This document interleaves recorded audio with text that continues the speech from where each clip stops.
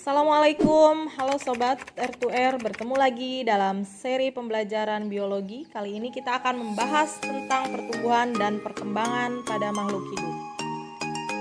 Apa itu pertumbuhan dan perkembangan? Ayo kita pahami. Pertumbuhan dan perkembangan adalah proses pertambahan volume dan jumlah sel sehingga ukuran tubuh makhluk hidup tersebut bertambah besar. Pertumbuhan bersifat irreversibel atau tidak dapat kembali dan dapat diukur. Sedangkan perkembangan adalah proses perubahan menuju kedewasaan melalui proses pertumbuhan dan diferensiasi. Perkembangan itu tidak dapat diukur. Pertumbuhan dan perkembangan pada tumbuhan dimulai dari proses perkecambahan, khususnya pada tumbuh-tumbuhan berbiji. Tahap perkembangan tumbuhan adalah sebagai berikut. Yang pertama, biji melakukan inhibisi atau penyerapan air sampai ukuran biji bertambah dan menjadi lunak. Kemudian, air yang masuk ke dalam biji mengaktifkan enzim-enzim dan menghasilkan berbagai reaksi kimia. Kerja enzim adalah mengaktifkan metabolisme dalam biji dengan mensintesis cadangan makanan sebagai persediaan saat perkecambahan berlangsung. Perkecambahan itu sendiri terjadi saat radikula keluar dan menembus biji. Perkecambahan dipengaruhi oleh beberapa faktor yaitu air, kelembapan, oksigen, dan suhu. Perkecambahan melalui dua proses, yaitu yang pertama adalah proses fisika, terjadi ketika biji menyerap air atau inhibisi akibat dari potensial air rendah pada biji yang kering. Kemudian proses yang kedua adalah proses kimia. Dengan masuknya air, biji mengembang dan kulit biji pecah. Setelah itu melibatkan hormon-hormon pertumbuhan. Pada perkecambahan, semula tumbuh dan berkembang menjadi batang dan daun, sedangkan radikula menjadi akar. Tipe perkecambahan biji tumbuhan antara lain yaitu yang pertama tipe hipogeal, yaitu kotiledon tetap di dalam tanah. Yang kedua adalah tipe epigeal, yaitu kotiledon di atas tanah. Berikut ini merupakan gambar dari epigeal dan hipogeal dalam perkecambahan.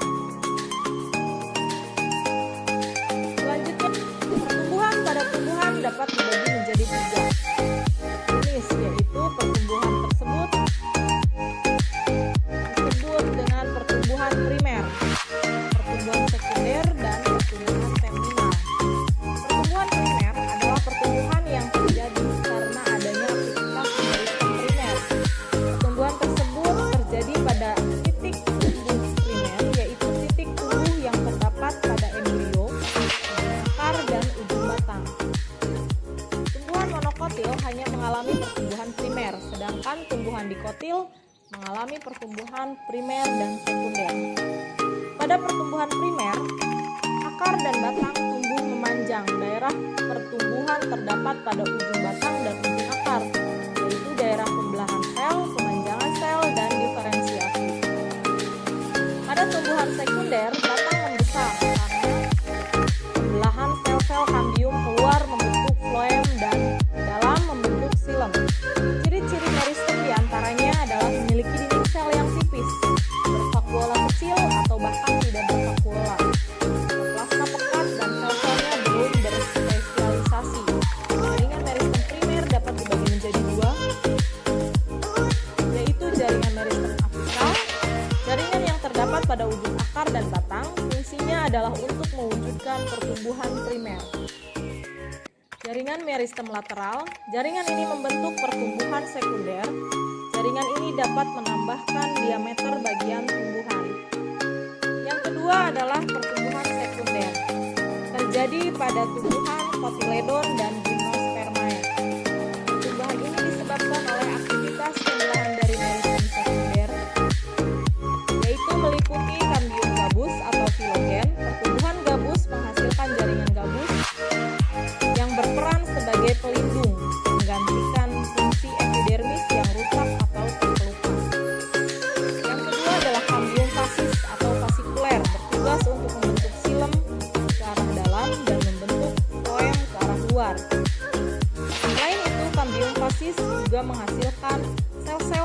berderet menurut arah jari-jari dari bagian silem ke floem yang disebut jari-jari empulur.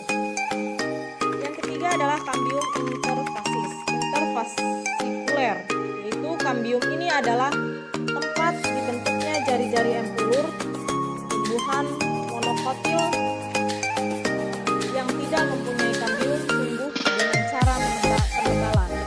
Tetapi pada umumnya pertumbuhan terjadi karena adanya peningkatan banyaknya dan ukuran sel. Dan yang terakhir adalah pertumbuhan terminal. Pertumbuhan ini terjadi pada ujung akar dan ujung batang tumbuhan berbiji aktif bertambah. Pertumbuhan terminal dibagi menjadi 3 zona. Yang pertama adalah daerah belakang atau disebut dengan daerah merisematik. Yang kedua adalah daerah pemanjangan. Daerah ini adalah hasil dari pembelahan sel-sel meristem. Dan yang terakhir adalah daerah diferensiasi. Letaknya tepat di bawah daerah pemanjangan. Sel-selnya memiliki dinding yang menebal dan beberapa berdiferensiasi menjadi epidermis, korteks, dan empulur. Oke, baik, terima kasih sudah menonton channel ini. Assalamualaikum warahmatullahi wabarakatuh.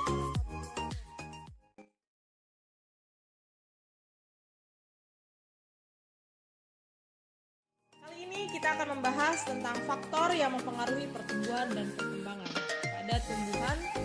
Faktor yang mempengaruhi pertumbuhan dan perkembangan pada tumbuhan terdapat 2 faktor, yaitu faktor luar dan faktor dalam. Faktor luar meliputi makanan dan nutrisi, air, oksigen, cahaya, suhu, dan kelembapan. Selanjutnya yaitu faktor dalam. Faktor dalam meliputi gen dan hormon. Gen adalah faktor penentu yang diturunkan dari induknya. Sifat-sifat yang diturunkan dalam gen setiap jenis berbeda. Biji merupakan gudang informasi mengenai bentuk daun, warna biji, jumlah mahkota, dan sifat-sifat lainnya tersimpan di dalam biji. Mengapa hal tersebut dapat terjadi? Nah, hal tersebut dapat terjadi disebabkan karena biji merupakan unit pembawa sifat keturunan yang di dalamnya terdapat gen. Gen berfungsi sebagai pembawa kode untuk pembentukan protein, enzim, dan hormon pada makhluk hidup. Kemudian faktor dalam yang kedua adalah hormon. Hormon berperan dalam memberikan sinyal-sinyal kimia yang mengordinasikan bagian-bagian suatu organisme. Pada tumbuhan terdapat beberapa macam hormon yang disebut fitohormon atau hormon tumbuhan. Di antaranya adalah auksin yang berfungsi merangsang tumbuhan, akar, batang bunga, buah, perkecambahan, dan membengkokkan batang. Yang kedua adalah sitokinin, berfungsi untuk merangsang pembelahan sel, pertumbuhan akar, tunas, bunga, buah, dan menghambat penuaan. Ketiga, giberelin, berfungsi merangsang pertumbuhan daun, bunga, buah, pemanjangan batang, serta perkecambahan biji dan tunas. Yang keempat adalah asam absisat, berfungsi menghambat pertumbuhan sel, menunda pertumbuhan, dan membantu dormansi.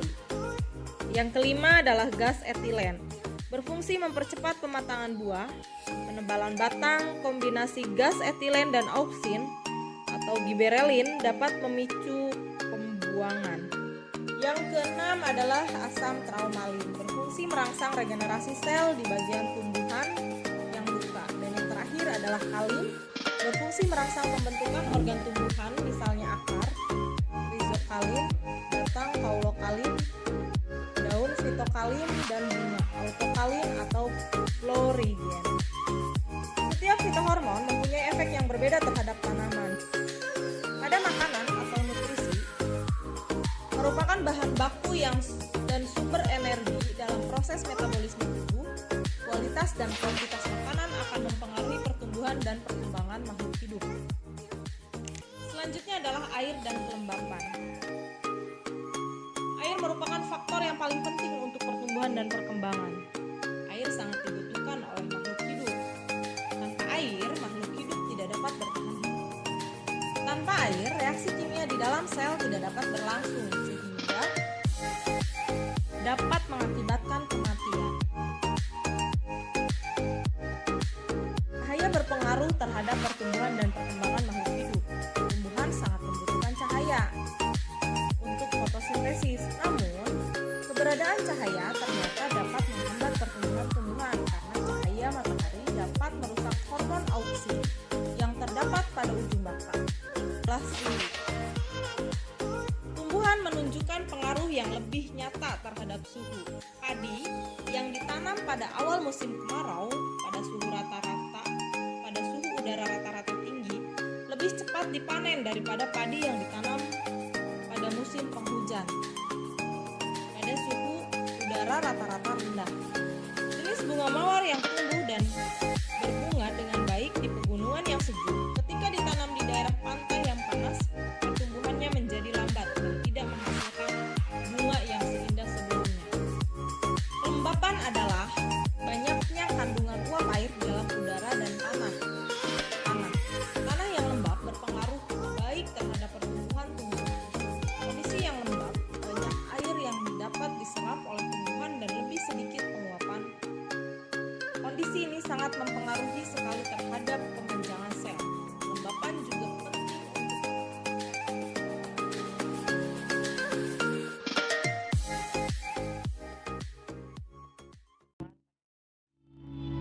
pada pertumbuhan dan perkembangan pada hewan, umumnya dibagi menjadi dua, yaitu fase embrionik yang dimulai dari zigot sampai ke embrio. Dan yang kedua adalah fase pasca embrionik, dimulai dari terbentuknya embrio. Kita bahas mengenai fase embrionik, yaitu terjadi melalui embriogenesis, merupakan proses pembelahan zigot menjadi embrio. Pembelahan zigot menjadi embrio dibagi menjadi beberapa. Yang pertama, zigot terbentuk dari fertilisasi yang berupa sel tunggal diploid. Kedua adalah morula, yaitu hasil pembelahan zigot menjadi 64 buah sel yang mirip anggur. Blastula adalah zigot yang telah memiliki rongga yang disebut blastosol yang menjadi calon rongga tubuh. Tahap ketiga adalah blastula, kemudian akan melakukan implantasi dan invaginasi. Tahap selanjutnya adalah gastrula, adalah zigot yang telah mengalami implantasi dan invaginasi dan memiliki lapisan embrionik. Yang keempat adalah tahap gastrula, yaitu zigot yang telah mengalami implantasi dan invaginasi dan memiliki lapisan embrionik. Implantasi adalah pelekatan zigot pada endometrium untuk membentuk membran kehamilan. Implantasi dilakukan oleh sel luar blastula yang disebut sel tropoblast. Invaginasi adalah proses pembentukan arkenteron pada gastrula. Nah, mekanisme invaginasi yaitu yang pertama, blastula akan membentuk lekukan atau blastofor pada salah satu kutubnya. Yang kedua adalah lekukan tersebut kemudian membentuk saluran yang disebut arkenteron dan lapisan embrionik. Arkenteron dapat dibentuk secara protoplasmia atau invaginasi dilalui dari mulut ke anus. Filum yang melakukan ini adalah Porifera, Coelenterata, Platyhelminthes, Nematehelminthes, Annelida, Arthropoda, dan Mollusca. Yang kedua yaitu deuterostomia, yaitu invaginasi dimulai dari anus ke mulut. Pada filum yang melakukan ini adalah Echinodermata dan Chordata. Lapisan-lapisan embrionik itu ada 3. Yang pertama, lapisan ectoderm dibentuk dari sel-sel epiblast atau kutub animal. Yang kedua, endoderm dibentuk dari sel-sel hipoblast atau kutub vegetal. Dan yang terakhir adalah mesoderm dibentuk dari kedua macam sel dan kutub dan berada di antara ectoderm dan endoderm. Macam-macam hewan berdasarkan lapisan embrioniknya. Yang pertama adalah diploblastik, yaitu tubuh tersusun atas lapisan ectoderm dan endoderm, dan kadang terdapat lapisan mesoglea. Biasanya terdapat pada filum Porifera dan Coelenterata. Lapisan yang kedua berdasarkan lapisan kedua embrioniknya yaitu diploblastik, yaitu tubuh tersusun atas lapisan ektoderm, mesoderm, dan endoderm. Biasanya terdapat pada filum Platyhelminthes, Nemathelminthes, Annelida, Arthropoda, Mollusca, Echinodermata, dan Chordata. Selanjutnya adalah fase pasca embrionik. Fase pasca embrionik terjadi melalui organogenesis atau proses pembentukan organ. Dan setelah bayi dilahirkan, lapisan-lapisan embrionik akan berkembang menjadi yang pertama adalah ektoderm, berkembang menjadi kulit dan derivatnya, membentuk saraf, otak, epidermis, mata, kuku, rambut, sistem saraf, sistem indera, medula adrenal, gigi, dan rahang. Selanjutnya, endoderm. Berkembang menjadi sistem pencernaan, pernapasan, kelenjar tiroid, dan paratiroid, membentuk faring, esofagus, lambung, usus, hati, pankreas, trakea, dan paru-paru. Mesoderm berkembang menjadi sistem gerak, sistem sirkulasi, sistem ekresi, reproduksi, dan korteks adrenal, membentuk otot tulang, dermis, pembuluh darah, ginjal, testis, ovarium, uterus, dan lain-lain. Fase pasca embrionik terjadi melalui organogenesis dan setelah bayi dilahirkan. Organogenesis adalah proses pembentukan organ-organ dari embrio. Selanjutnya adalah proses kehamilan. Kehamilan atau gestasi adalah fase di mana embrio mulai berkembang menjadi fetus. Pada trimester pertama, yaitu 0-3 bulan, perkembangan terpusat pada organogenesis. Pada trimester kedua, 4-6 bulan, organ tubuh sudah lengkap. Perkembangan terpusat pada anggota badan luar seperti tangan dan kaki. Pada trimester ketiga, 7-9 bulan, perkembangan yang terjadi adalah penyempurnaan organ dan pertumbuhan yang pesat setelah bayi dilahirkan. Tahapan selanjutnya adalah balita, anak-anak, remaja, dewasa, dan lansia. Selanjutnya adalah metamorfosis. Metamorfosis adalah tahap perubahan bentuk dan struktur tubuh hewan, mulai dari embrio hingga dewasa. Terdapat dua macam metamorfosis, yaitu yang pertama metamorfosis sempurna dan tidak sempurna. Metamorfosis sempurna ditandai dengan adanya fase yang disebut pupa atau kepompong. Bentuk larva dengan serangga dewasa jauh berbeda. Tahapan dalam metamorfosis sempurna adalah telur, larva atau ulat, pupa atau kepompong, dan yang terakhir adalah imago atau dewasa. Selanjutnya adalah tahap metamorfosis tidak sempurna. Serangga yang mengalami metamorfosis tidak sempurna, bentuk serangga yang baru menetas atau nimfa, tidak jauh berbeda dengan bentuk serangga dewasa atau imago. Metamorfosis tidak sempurna dimulai dari telur, nimfa, atau hewan muda, organ belum lengkap, dan yang terakhir adalah imago, hewan dewasa dan lengkap. Macam-macam metamorfosis pada insekta. Yang pertama adalah ametabola, yaitu tidak bermetamorfosis. Serangga yang melakukan ini adalah kelompok Apterygota, contohnya Lepisma saccharina atau kutu buku. Yang kedua Tisanura dan Colembola. Macam yang kedua adalah hemimetabola atau metamorfosis sempurna. Zigot berkembang menjadi nimfa yang hanya berbeda ukuran saja dengan imago. Serangga yang melakukan ini adalah kelompok Exopterygota. Contohnya adalah Orthoptera, Isoptera, Hemiptera, dan Homoptera. Ketiga adalah holometabola, yaitu metamorfosis sempurna. Zigot berkembang menjadi larva yang berbeda bentuk dan struktur tubuhnya dengan imago. Serangga yang melakukan ini adalah kelompok Endopterygota, contohnya Lepidoptera atau kupu-kupu, Siponoptera atau pinjal, Hymenoptera atau lebah semut rangrang, Coleoptera atau kepik atau kumbang, Neuroptera atau undur-undur, dan Diptera atau nyamuk dan lalat. Baiklah, itu yang sudah kita bahas untuk video sekarang. Terima kasih. Assalamualaikum warahmatullahi wabarakatuh.